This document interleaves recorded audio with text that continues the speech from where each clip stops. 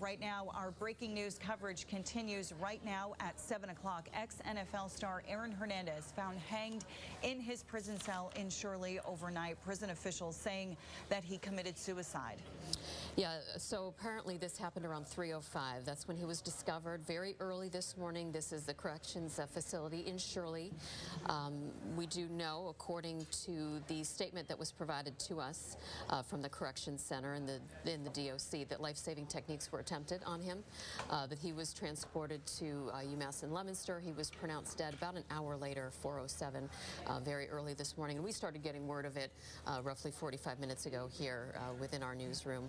Apparently hanging himself with a bed sheet that he attached to his cell window, and apparently also, according to this report, blocking the door so that guards and so forth could not gain entrance to his jail cell. Right, and we do know that Mass State Police are at that jail right now in Shirley. They're investigating. They say that his family has been notified of his death.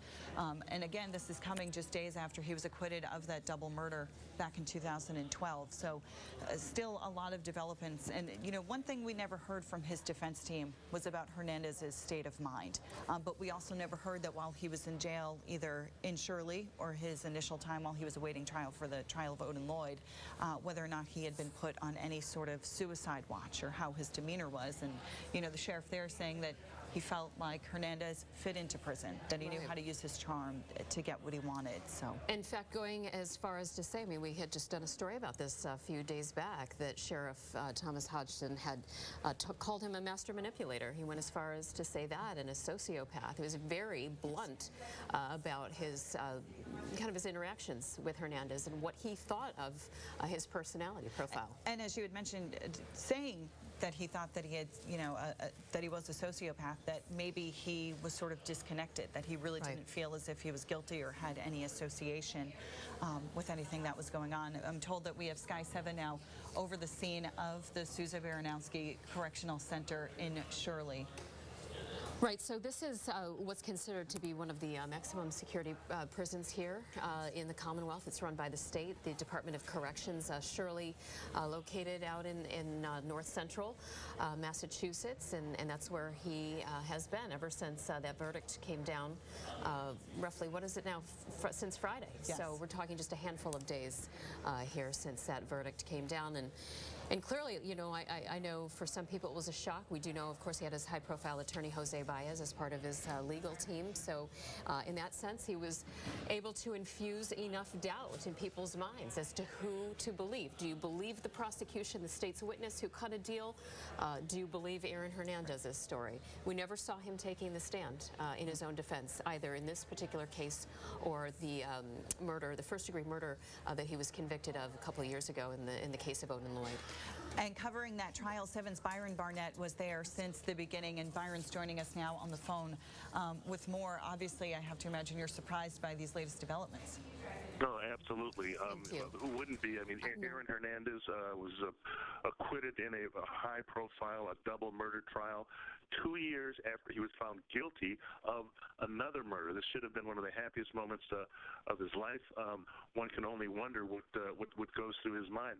You know, you were just talking about Jose Baez and the trial, and just the big picture of that trial. Well, Jose Baez, I have to admit, the prosecution did a good job too. They did the best with what they could, but Jose Baez, as a defense attorney, their team really did a masterful job. Here's a situation: you had two individuals, Aaron Hernandez and his friend, former friend Alexander Bradley, the only two individuals who were there that night and saw each other, who could identify each other as being at the scene. Nobody else was around. The people who were around were deceased, shot dead, or had run away. The two of them pointing fingers at each other, saying the other guy did it. This is one thing that was significantly different than the Odin Lloyd trial. The Odin Lloyd trial, you had a situation where there was no motive provided for anything. They never found a murder weapon.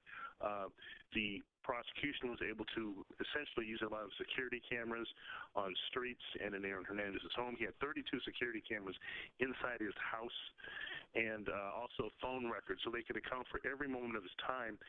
and the defense really had not too much, really didn't have anything to add. They didn't put Aaron on the stand, and so he ended up being convicted.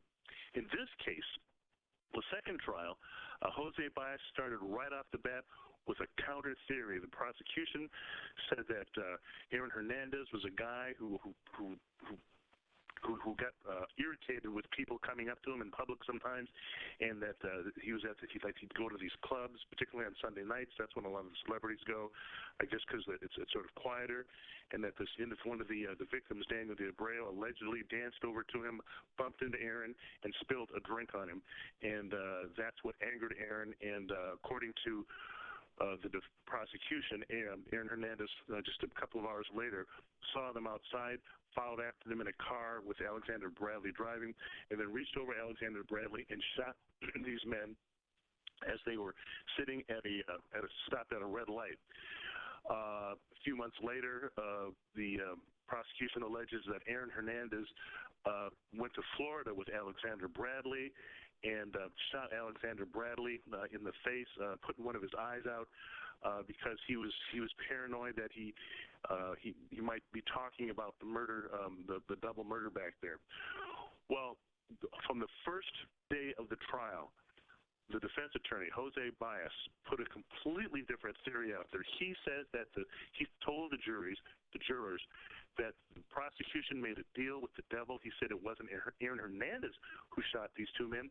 It was Alexander Bradley.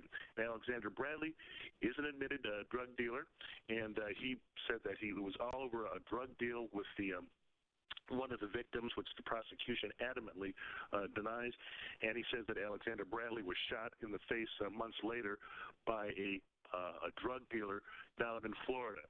So this is what the jury was left to deal with, and one has to wonder. Nobody knows what was going on in the jury room, or the jurors said they based their decision on the evidence and the law.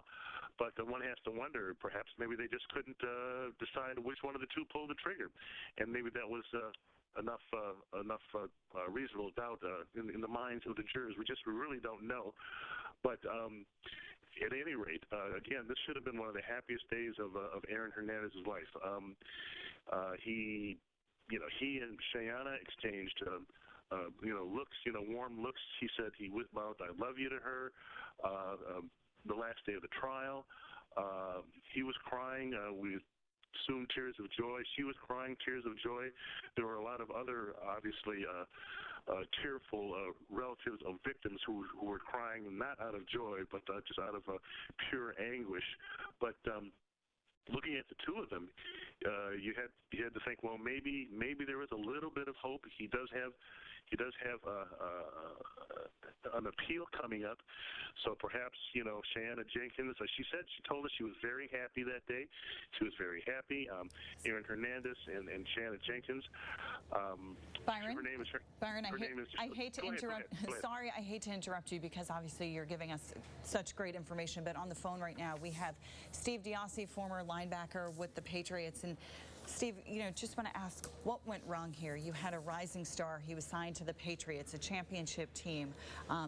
These murders were, the murder he was convicted of happened while he was playing with the Pats. The double murder that he was just acquitted of happened during his time with the Pats. What happened? It's hard to pinpoint any one thing. There's any number of reasons, from the way you were brought up, the atmosphere you grew up in, the whole idea that you were. It seemed like you wanted to be the king of the thugs. It just you've seen a lot of guys that have left that behind. There's been any number of guys in any professional sports, football, basketball, whatever, that have had those type of upbringings, but have been able to leave it behind. Apparently, Aaron Hernandez could never leave it behind, and brought it with him at the University of Florida, from what we understand, and at the New England Patriots, and that lifestyle usually claims victims on all sides. Yeah, I mean, it's hard to fathom, Steve. 7-year, $40 million contract, nearly $2 million home, all of that gone. So, Yeah, it's amazing. The idea that you have such a wonderful opportunity, and you have a child, a daughter that benefits from all the hard work you did to get there. It's just it's amazing that you could throw all that away. not to mention a 4-year-old daughter as well. Yep. So, what kind of signs were pointing to what Aaron Hernandez was all about prior to his time playing professionally for the NFL? We do know through reading that his time was rather tumultuous when he was in Florida, playing at the University of Florida, profiled as someone extremely explosive in his personality traits. Sensitive to the point that it was really undercutting what he was capable of doing on the field. What were the signs? Well, there's any number of things. The first thing is that you didn't cut the ties and the strings from your old neighborhood or from your old gang activities. It came with them to Florida. There was also talk of gun activity when he was at the University of Florida, and then when he came to the Patriots, there was still an influx of guys from the old neighborhood or guys that he started associating with in the Boston area. There was all sorts of issues, and there were issues in the locker room. There were any number of reports in the locker room where there was physical confrontations with other players. But and the idea that there were guys, there were reports of players trying to get him out of the area to go work out in California with some of the other receivers and quarterbacks and whatnot. There was all sorts of talk about trying to give him the opportunities that he wasn't taking for himself. And the biggest part of that was not giving up on that thug life that he was raised in. And there were efforts. There were efforts in college. There were efforts both from the team and from his teammates at the Patriots. And none of it took. None of it stuck with the kid. Right. What the efforts that you're talking of? I mean, it sounds kind of less organized. You know, just kind of guys pitching together, seeing somebody who was in trouble, wanting to help out for the sake of the team, but nothing organized, nothing at an organizational level.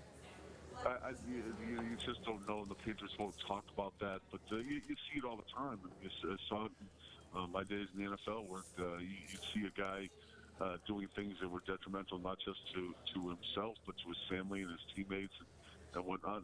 And there would be, would be intervention with guys. Guys would, on the team would step in and talk and ask about what's going on and try to set the kid on the right path. I'm not sure how much of that happened with the Patriots, but I know it was like you said, tumultuous, and there were signs, but I don't think no matter what signs that you have, I don't think anybody could extrapolate murder out of those signs. It was one of those things where it was just craziness all around. You know, you can take this story in a variety of different ways. I mean, clearly it's, on one end, you know, it's about one man and one player and the choices that he made in his life, and a chain of events that unfolded that were tragic on so many levels. But what also can be learned from an organizational standpoint to prevent something like this from happening again? Someone so high profile, emboldened perhaps by his success, and bringing down so many other lives in the process. Well, I think the first thing teams can do is not be tentative about these things. If there's signs, if there's indications, if there's anything that points in those directions, and we've seen it. We've seen teams be more proactive over the last 4 or 5 years about not wanting to or at least trying to get help for some of these guys, and then also avoiding some of those situations. We see it every year in the draft. We've seen it this year in the draft.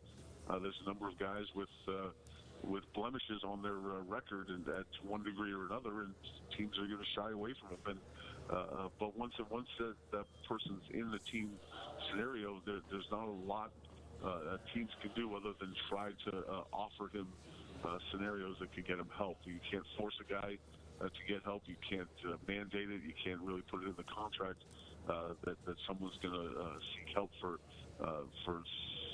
various types of behavior. But I think teams are going to do a combination of trying to avoid having those guys on the team and to offer up whatever counseling or whatever services the NFL and the teams have to offer. Right, right.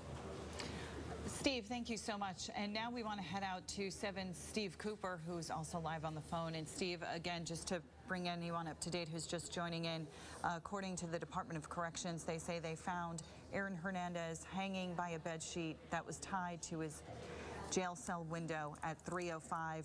They tried to save him. They brought him to the hospital. He was pronounced dead at 4:07 a.m. This is someone who just days ago was acquitted of a double murder.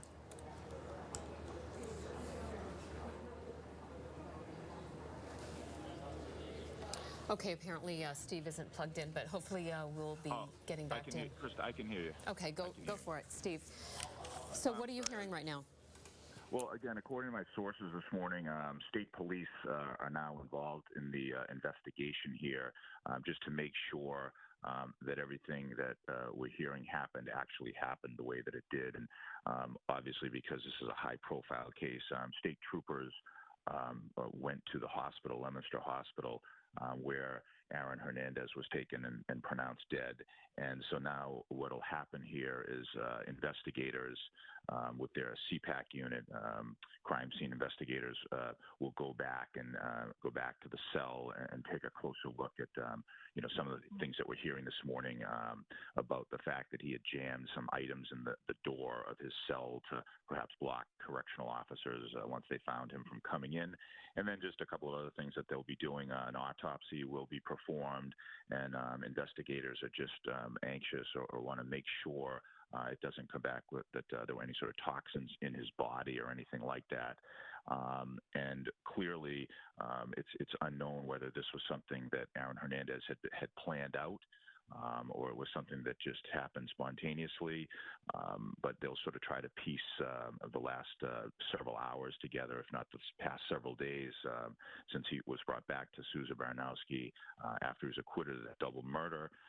They're just going to look back and sort of follow, who he perhaps had talked to over the past few days, what inmates he interacted with. And also they'll be looking at when the correctional officers last checked on him. As you know, he was in general population, but he was in a single cell. And according to my sources, he wasn't on any sort of a suicide watch. A suicide watch would include, inside even a maximum security prison in the state, it would include 24-hour, around-the-clock surveillance through cameras of watching the inmate. But in this case, he wasn't on any sort of a suicide watch, but they would want to just look back and see, when the last time he was out in general population. Don't forget that in these prisons here in Massachusetts, they have multiple, if not hundreds of cameras, facing in every direction. So they'll be able to look back and see what his day was like yesterday, who he was interacting with, maybe talk to some of those inmates to see if there was any indication of why. The investigators that I talked to this morning basically said they're as baffled as everybody else, mainly because he beat that double murder rap last week.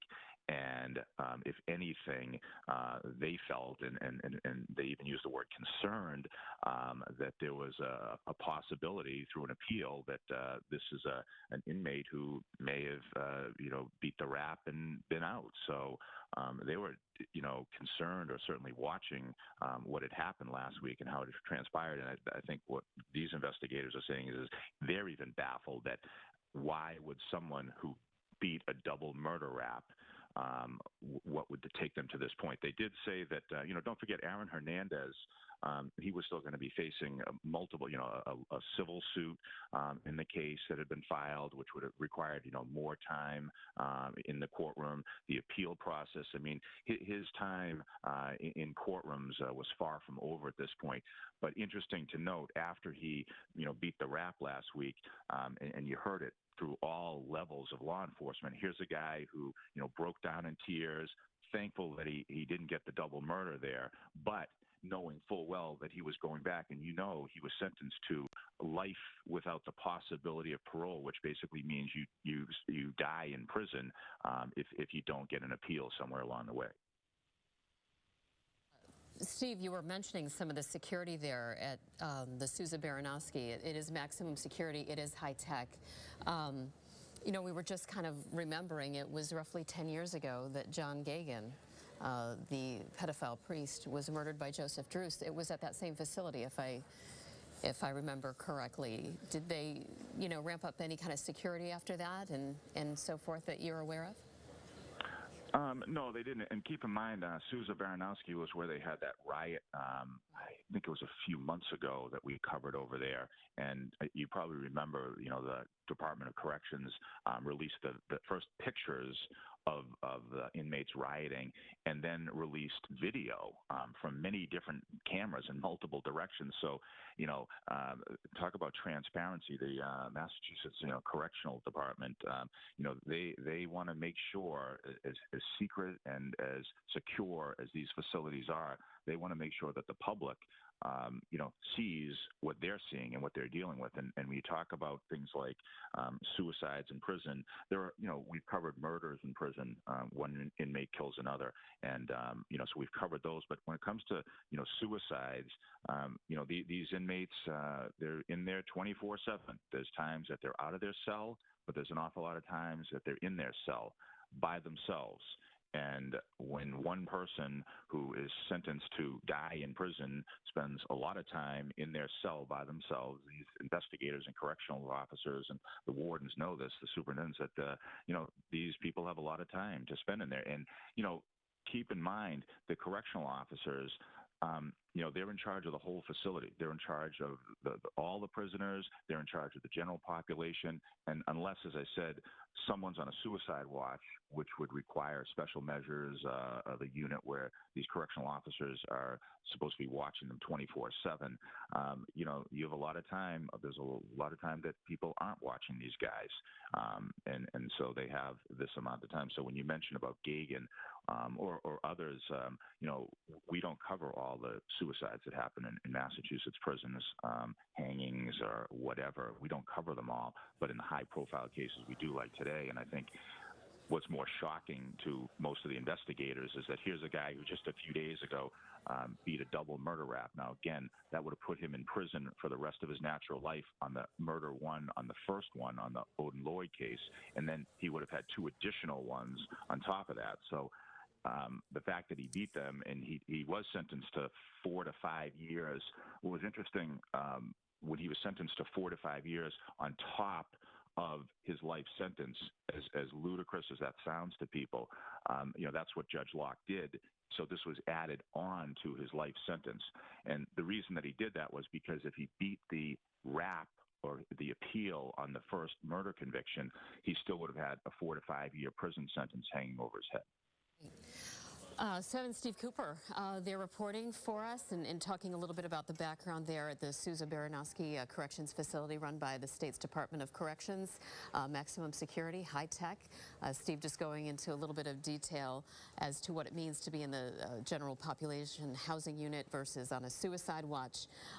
Important distinctions to make as we kind of understand the circumstances surrounding the death of Aaron Hernandez, just 27 years old, recently acquitted in a double murder case, a high-profile case being tried here in Boston, and now, as of 3 o'clock this morning, found hanged inside of his prison cell, the door wedged and blocked so that no one could gain entrance. They eventually did. He was rushed to a hospital in Leominster, UMass, and was pronounced dead roughly an hour later. And here we are at 7:23 here on your Wednesday morning, following these stunning developments that have taken place in the early morning hours here. Just once again, just a handful of days after that murder acquittal. And one thing that Cooper just touched upon is that Mass State Police are investigating. They are also went to the hospital where Hernandez was pronounced dead to make sure that what is being reported by the Department of Corrections is in fact what happened. There's nothing saying otherwise, but right. Obviously because it's a high-profile case, they're going to have other agencies getting involved in this because, Krista, as you had mentioned before, just seeing Hernandez's lack of reaction or sort of smug reaction throughout both of these trials, right. then to see him nearly break down once the jury said not guilty in this double murder trial, and then his defense attorney, Jose Baez, who has never had a client been convicted of first-degree murder, said that they wanted to retry him in this murder case of Odin Lloyd. So, possibly looking at getting an acquittal in the defense's mind at least. And then days later, Aaron Hernandez found hanged inside of his jail cell. All of this happening as Hernandez's former team is set to head to the White House later today to be congratulated on winning Super Bowl 51 by President Trump. 7's John Coco is live at Gillette. You were covering that angle of it. But, as we mentioned, the Patriots remain tight-lipped about everything, don't react to anything. And it was just last week where Belichick would only describe the situation with Hernandez by saying it's a tragedy. Yeah, Nicole, that interview that you're talking about was on CNBC. The interviewer had asked Bill Belichick a number of questions. They were playing sort of a word association game, and Aaron Hernandez's name came up, and the word that Bill Belichick used was tragedy. The interviewer followed up by saying heartbreaking. He said, yeah, that's another word for it, and it sort of sums up this whole situation. It was heartbreaking, before, and of course it's even more heartbreaking now. And you're right, this was supposed to be a day of celebration for the Patriots, a day where they were going to be honored at the White House by the president. And, there was a lot of talk surrounding this visit of who was going to go to the White House, who wasn't going to the White House, and it all seems sort of minor now when you have this news this morning of Aaron Hernandez killing himself in his cell. Just kind of a side note, I put this information out on Twitter as soon as we got it this morning, and sort of as soon as I did that, floods of responses sort of came in. And Steve talked about investigators being baffled by this, and I think just the general public are also baffled by this. People can't believe that they're hearing about Aaron Hernandez killing himself, especially over the latest news of beating that double murder rap that Cooper was talking about. So yeah, the Patriots generally tight-lipped about everything. I haven't seen any reaction just yet from the Patriots. Of course, we're looking for that now, but this was supposed to be a day where they were going to be celebrated at the White House for that historic Super Bowl comeback win, and all of that focus has now shifted to a former teammate of theirs, Aaron Hernandez. All right, 7's John Coco reporting live for us there outside Gillette Stadium, and clearly there will be reaction coming from all angles. I think, most curious clearly is the reaction from the family of Odin Lloyd. I will never leave me, just kind of the reaction of his mother at the end of that trial, the raw emotion, and just the forgiving spirit, it seemed, that she exemplified. I was really kind of struck with that during the first trial, that she seemed to be so willing to kind of leave the past in the past, of course, always knowing that the future will never be the same without her dear son. And of course, getting news that the family had intended to file a civil lawsuit against Aaron Hernandez. Again, not knowing where that stands, and wanting to hear one from them, and the reaction obviously from Hernandez's fiance, who has a 4-year-old daughter that she is left to take care of, and we saw her rather prominently in both trials testifying on behalf of the defense. We want to bring in 7's Byron Barnett, because I think one thing that is really striking about all of this is how the interconnectedness, not only with these crimes, one crime kind of to cover up another. That was the allegation put forward by the prosecution. But how tightly wound all of the players in this real-life drama were. The fact that Odin Lloyd's girlfriend was the sister of Aaron Hernandez's fiance. Krista, you're absolutely right in terms of all of the players in this, from the victims to the relatives and so forth. This is a very interconnected group of family and friends here. If you can try to figure this scenario out here, Aaron Hernandez, longtime fiance, was Shayana Jenkins. Shayana Jenkins has a sister, Shania Jenkins, who was dating Odin Lloyd at the time that Odin Lloyd was murdered by Aaron Hernandez, and you have in the second trial, you have Alexander Bradley, who was a longtime friend of Aaron Hernandez, who was always over at their house all the time, and he ends up being the chief witness against Aaron Hernandez. There were relatives who prosecutors said hid weapons and the cars and things for Aaron Hernandez. The weapon, the car, they went back to people connected to Aaron Hernandez, but also connected to Alexander Bradley. In that first trial, back to the two sisters, every day in court. Shayana Jenkins, Aaron Hernandez's longtime fiance, would sit on the left side of the court. She sat right in front of me, along with Aaron Hernandez's mother, Terry Hernandez. On the right side of the court, and there's a very small courtroom, sat the Odin Lloyd family, and sitting right next to Ursula Ward, that is Odin Lloyd's mother, his mother was Shania Jenkins at the time. So you had two sisters in the courtroom on opposite sides of this murder case. Both of them testified, and both of them, talked about the strains in their relationship because of this trial. To this day, I don't know what their relationship is. I don't know if they were been able to get over this or not. That's, I guess, an internal family matter. But you're right. The inner family connections here are unbelievable. One thing that Shania did, she surprised everyone when she took the stand and introduced herself as, Shayana, I'm talking about, introduced herself as Shayana Jenkins Hernandez. So she took Aaron Hernandez's name, and my understanding is that she did that because she wanted their daughter, their 4-year-old daughter, she wanted the two of them to have the same name. I mean, that surprised a lot of people, and I asked her if we were supposed to continue, how she wanted to be referred to, as a girlfriend, a fiance, and she said fiance was fine. She didn't really mind. She didn't care really what we called her. But you have to wonder. I mean, she's engaged to someone who's going to be in prison for the rest of his life, unless he would be successful on his appeal. But still, she chose to take his name. So that's a little bit about some of these family connections, this tightly wound group here, as you say, Krista. All right, 7's Byron Burnett on the phone covering this big breaking news story that we've been following now for you for well over an hour. And you are watching 7 News continuing coverage now at 7:30 on this Wednesday morning of the stunning developments from early this morning coming out of north central Massachusetts, out of Shirley, where we are hearing that 27-year-old Aaron Hernandez killed himself early this morning inside of his prison cell. That's right. According to the Department of Correction, they say they found him at 3:05 in the morning. They say that he hanged himself by tying a bedsheet to his cell window. They also say that Hernandez attempted to block the door from inside by jamming it with several items. He was pronounced dead at 4:07 a.m. by a doctor at UMass Leominster Hospital. We also know state police are also on the scene investigating, according to Steve Cooper, just to make sure that things played out the way that the Department of Corrections is in fact reporting. Right now we have 7's Stan Housley on the phone just reacting to this big breaking news.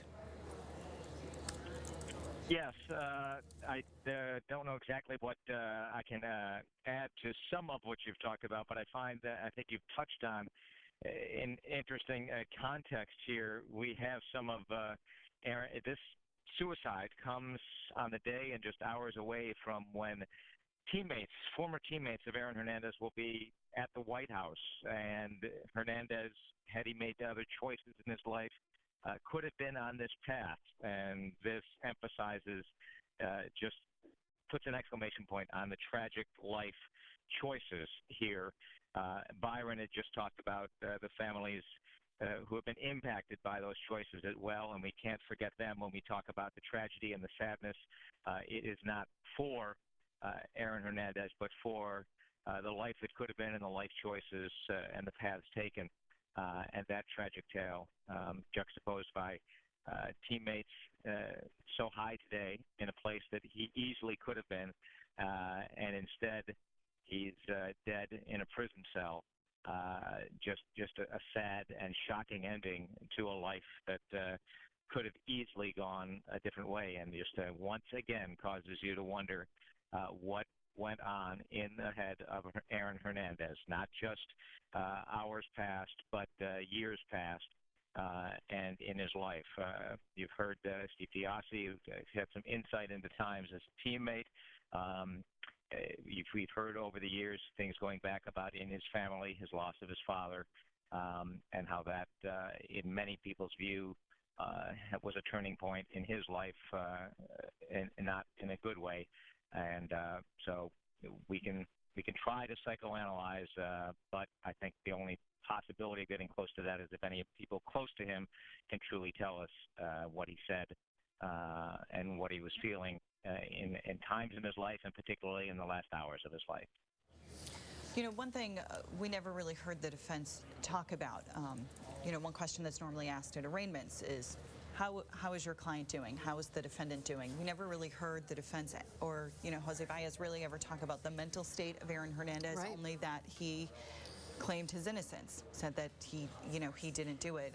According to Steve Cooper, his sources say Hernandez wasn't on any sort of suicide watch. Right. While he was in Shirley, and when he spent his first months at the Dartmouth jail awaiting the trial for Odin Lloyd, Sheriff Thomas Hodgson there said that it seemed like he fit in jail, that for the first Right.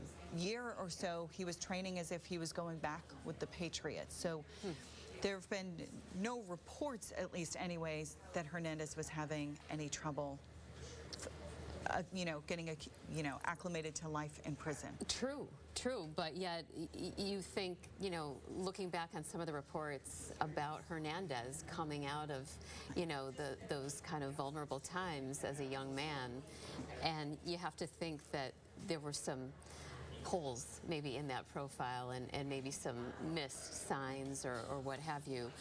That's for anyone to judge, clearly, but yeah, as you were saying, it looked like things were going along as expected there behind the jail cell, but knowing what we know about his past, one would think that there was some, you know, a compromised kind of profile there as well. It's kind of interesting getting people's reaction on Twitter. You know, very broad range of reactions, Yes. as you might guess. And this one here from somebody who said, no matter how you feel about Aaron Hernandez, he is still someone's son and brother. Yes. Prayers to the family. So one statement from just one, you know, random person on Twitter, but clearly a lot of reaction still to be pouring in as this big breaking news reaches far and wide. This is a nationwide story here. When you're talking about a man who, at the age of 27, has been acquitted of a double murder, has been convicted of another, and at one time lived in a $1 million house and was signed to 7 years and a $40 million contract with a Super Bowl winning team. Someone that you think had everything going for him, a rising star. You had the Hernandez-Gronkowski duo. Yeah, that's right. You know, people were talking about how unstoppable the Patriots would be. Then when it was coming into question that Aaron Hernandez could be arrested facing charges, they didn't know what. I think Patriots Nation was stunned initially when it was those murder charges that came down. Really, and when you think about this, has been a process now several years, you know, from the initial time that he was taken into custody, and we all remember that, and then the murder trial, and seeing just the pain of Odin Lloyd's mother, Ursula Ward, saying that she forgave, you know, Aaron Hernandez, but yet was so clearly just devastated by the loss of her son. What a good man too. Remember when we heard so much about him and how he was helping his younger siblings and family out, and just a tragedy on so many levels. And then you have two families most recently. You know, he was found not guilty of the murders of Daniel De Abreu and Safira Furtado, but those are two families who believed the Suffolk County District Attorney's Office when they brought the murder charges against Hernandez, that he was the man that pulled the trigger for no reason other than it stemmed from a spilled drink at the nightclub. And I remember after the verdict was read, Dan Conley saying that what hurt the most was the defense painting those two victims as drug dealers, something that the defense had no evidence of. And, you know, for these poor families to go through this because they truly believed Hernandez was the one that pulled the trigger, that he was guilty. You know, they're going through this as well as Odin Lloyd's family, who went through this years ago with the trial. Right, and reliving it with every major development that will happen from now until the end of time, each anniversary, each holiday that comes up.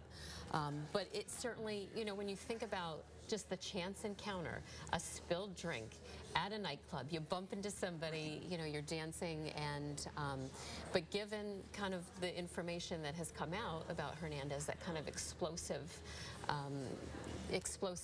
tumultuous personality, the prosecution clearly thought that was a plausible, you know, prosecution to put on, but in the end it didn't work out for the jury because they acquitted him, could not reach a unanimous verdict.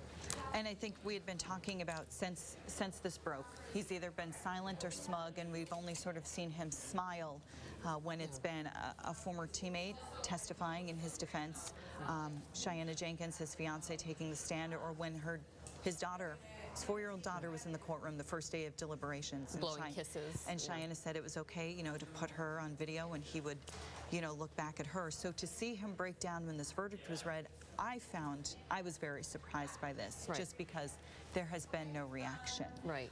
So to see him break down, give his attorneys, that long embrace, see the families, his fiance's reaction, saying that she was very happy when he was acquitted of the double murder. You would think in his mind, going forward, maybe he felt vindicated, and that going forward, Jose Baez said that he thought he could get him acquitted of the murder of Odin Lloyd. So now for the news just to come out just days later that he had hanged himself inside of his cell at the Sousa Baranowski Correctional Center and Shirley, I think, really has a lot of people surprised, and I believe Steve Cooper is on the phone. And Steve, you've been talking with your sources about the investigation that's happening right now at the prison. Right. So just to get everyone caught up to date here, sources say that he wasn't on any sort of a suicide watch. And basically what that means is he was in a single cell in the general population, but correctional officers wouldn't have been watching him 24/7. There was no indication of that, no reason for that. But correctional officers do their walkthroughs. We don't know when that happens, whether they're hourly, overnight, whether they're, something longer than that. But those are the types of things that investigators will now just take a look at. We should emphasize that state police investigators have no reason to believe, no indications in any way that this was anything but a suicide. But just because of this high-profile nature of the case that we're dealing with here, they will take a look at some of those things and talk to inmates and see who Aaron Hernandez spoke with over the past 24 hours and try to see if anybody has any information that would help give the investigators a better understanding of why this happened and when it happened. You can look back, as investigators are doing. Sunday was Easter Sunday. We keep talking about Aaron Hernandez's wife and his daughter. We don't know if there were any conversations.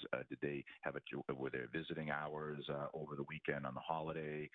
And then, of course, you fast forward to today with his team, his former team, his team that he played for, that he was the big hero on, are now, if not already in Washington, on their way to the White House. And so, you start putting various pieces to the puzzle together and get a little better picture of the last 24 or 48 hours in the life of Aaron Hernandez. And keep in mind, and Krista and Nicole, correct me if I'm wrong, but I believe Aaron Hernandez is or was probably the highest profile inmate in a Massachusetts correctional facility, if not in decades ever.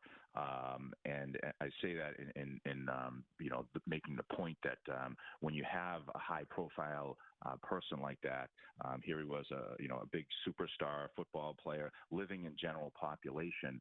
You can imagine what that's like. You talked about when he was being housed down in Dartmouth at the Bristol County House of Corrections. We often talk to Sheriff Hodgkins down there about how they were able to integrate him with not just the inmates themselves, but with the correctional officers. I mean, this guy was a celebrity. He was a superstar football player before he was convicted of the murder of Odin Lloyd.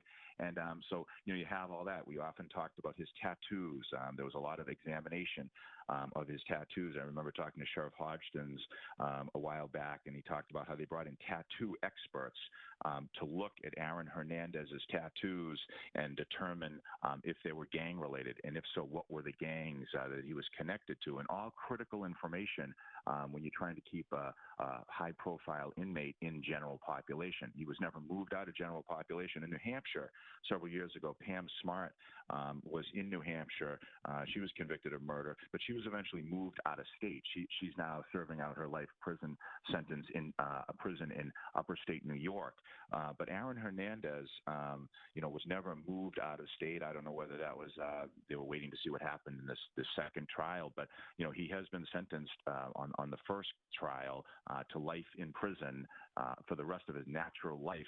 And the key is without the possibility of parole, barring a retrial or an appeal that's overturning the case or something like that. So keep in mind that this is a high-profile inmate who day in and day out is dealing with the general population. He was never in isolation that we're aware of. And yes, he was in a single cell, by that meaning that, yeah, overnight he slept in a cell by himself, but during the day he was out, doing the chores that the inmates are to do, eating with the inmates, interacting with inmates. And, we mentioned at Sousa Baranowski just a few months ago, they had that uprising there, that prison uprising. He wasn't involved in that. That was in a different wing. But there's a whole different culture that's going on behind the scenes in maximum security prisons like the one in Shirley. And so, again, all these things come into play. We saw him for the past couple of months, as Byron mentioned, sitting in the courtroom, maybe a smile to somebody or a look off. I remember, when I would see him in the courtroom, he'd often mouth the words, "I love you" to Cheyenne. Byron mentioned about how she mentioned what her name is now, but we don't know the background. We don't know when they last talked, what they talked about. Did his daughter get on the phone on Easter Sunday and that set him on? We don't know any of those things, but those are the types of things that investigators will look at, as well as I mentioned earlier. But it's worth noting there will be an autopsy conducted, and they want to just make sure and double make sure here that there were in no way were there any toxins in his body. And you can say, well, how would that happen? Well, it does happen, and they just want to rule everything out before they can conclusively say that this guy just grabbed a bed sheet overnight at 3 o'clock in the morning and hung himself. But he also, jammed the door. So those are two different things if you think about it. A lot of times when someone takes their life, they're not thinking about that second part. They're just thinking about, I'm done, and this is how I'm going to do it, and that's it. So to first jam the cell door, to make sure that the corrections officers couldn't reach him or had trouble reaching him, or to revive him.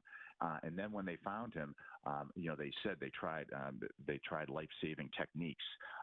I heard from sources that they wanted to get him out of there anyway. They brought him to Leominster Hospital. It's just an easier way than have all the inmates or anybody see his body being taken out of the prison like that. So they wanted to make sure, they say that they tried life-saving techniques. Sources say that they were going to, they wanted to get him out of there. They brought him to the hospital. And as you mentioned, that's where he was pronounced dead.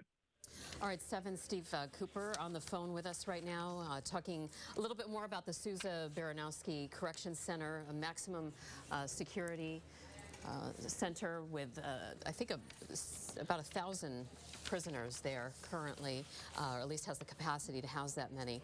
So it's 7:47 here on this Wednesday morning, and if you're just tuning in for the news of the day, we do have some major breaking news that we've been following all morning long, and that is the death of Aaron Hernandez behind bars. This is believed to be a suicide, according to Department of Corrections officials. They said that he hanged himself apparently in his cell, and he was discovered around 3:05 this morning, was then taken to a hospital in Leominster after the crew there tried to perform life-saving techniques on him.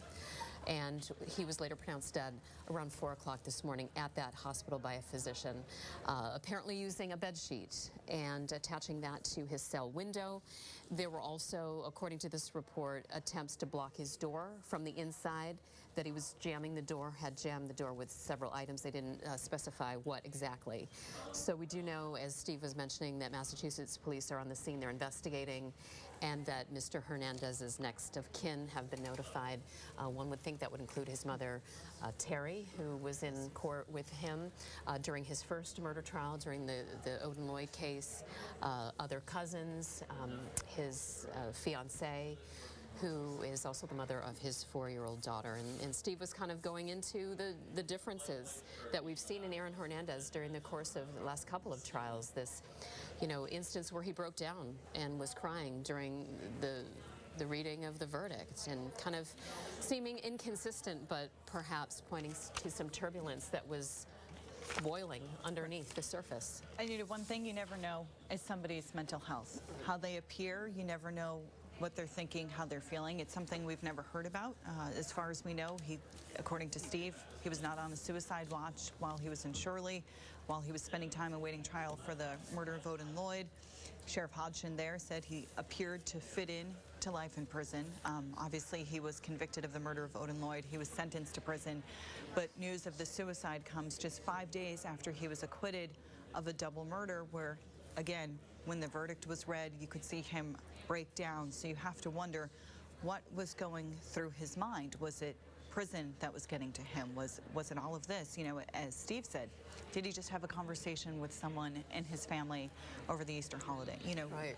These are things we just don't know that, you know, may come to light in the coming days. Right now, we want to head out to 7's Jonathan Hall, who joins us on the phone with more in reaction of Hernandez's death.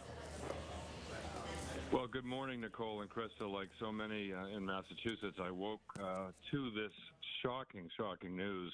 Here's a guy, Aaron Hernandez, who was so calm and collected, certainly on the football field and most of the time in court, and yet he is a man full of surprises with possibly killing 3 people, although he was acquitted of the first 2 murders, the De Abreu and Furtado murders.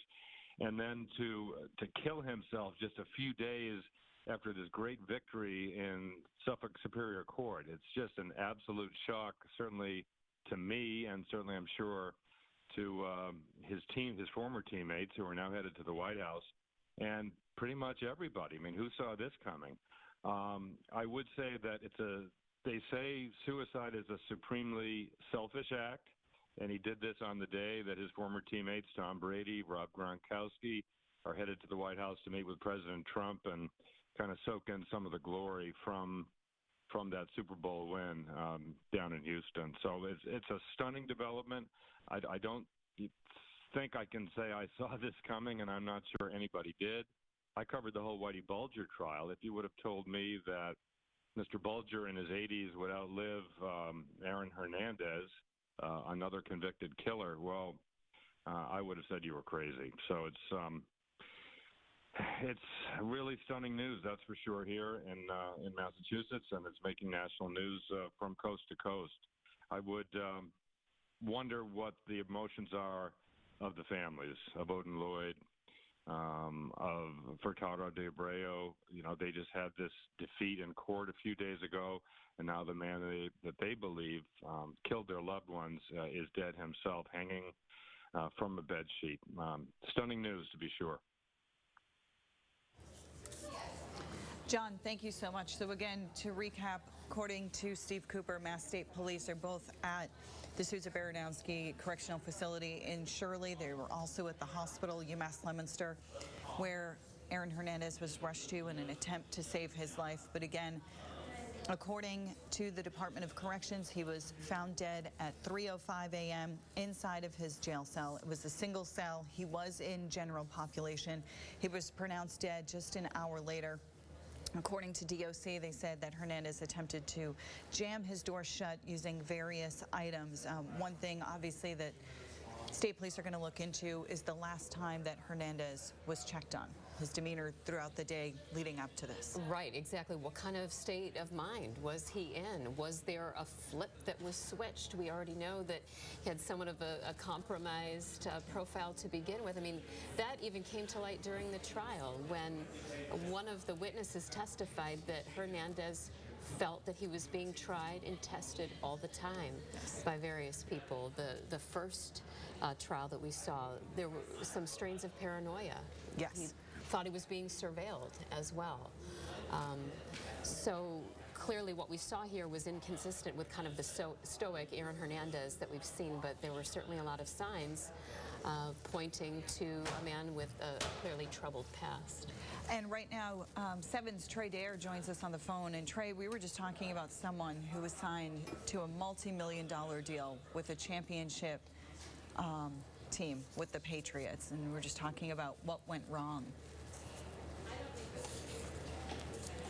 Yeah, guys, certainly almost exclusively, whenever you think of Aaron Hernandez, you're only going to remember what's happened to you in the better part of the last 3 years, and obviously for very good reason. But it's almost easy to forget how good he was on the football field and how all of this stuff has overshadowed his talent and how, in a way, he and Rob Gronkowski together were kind of changing the way the tight ends are used in the NFL, and more in particular, 2 tight ends together. And a guy that had so much future and obviously just made a couple very wrong decisions that put him in a very bad spot. And then obviously today ending in tragedy. And really just closing the chapter on, or hopefully in some regards, closing the chapter on what goes down as a very bizarre era for the Patriots. Just bringing him in, he was a player with question marks, and then further with all that they had to deal with, and again, all that happened 3 years ago it was a very, very, very strange time, and how it unfolded, and who will really forget, Robert Kraft having to get up on the stand. It was just so unique of a situation to see in all regards, and now for it to end like this, I'm sure a lot of people really didn't see this coming. I can't imagine too many people that really can say they did. Obviously we were aware of some of the tattoos that he had, and maybe there were some cryptic messages within there, or certainly there would be believed to be some cryptic messages in there. You have to feel for the families involved. I'm sure that those who were most affected by this tragedy were affected, and as well as the Hernandez family itself. But this is a guy whose legacy certainly on the field is always going to be remembered as what could have been. What could have been if he could have somehow kept his act clean. He could have went down as probably pretty safe to say one of the 10 best tight ends in NFL history. He had that kind of talent. He was used that way, and sadly today it all comes to an end. You had mentioned as well, I remember that very clearly when Robert Kraft had to testify during that first trial, and he looked really, really uncomfortable there, and seemed like, what he was saying pointed to Aaron Hernandez lying to his bosses about what happened. And we were talking on the phone earlier with Steve Diassi, who had played with the Patriots a few years back in the 90s. He was just talking about how guys on the team, they have kind of an unorganized effort, but they do try to help out teammates who are in trouble. That said, I think that the best way to describe the Kraft thing or all of this around the team was just really created an uncomfortable situation. And I don't think there's any way to understate that. Some of the visuals of him being dragged out of his house, and him running into the facility as all this was going down.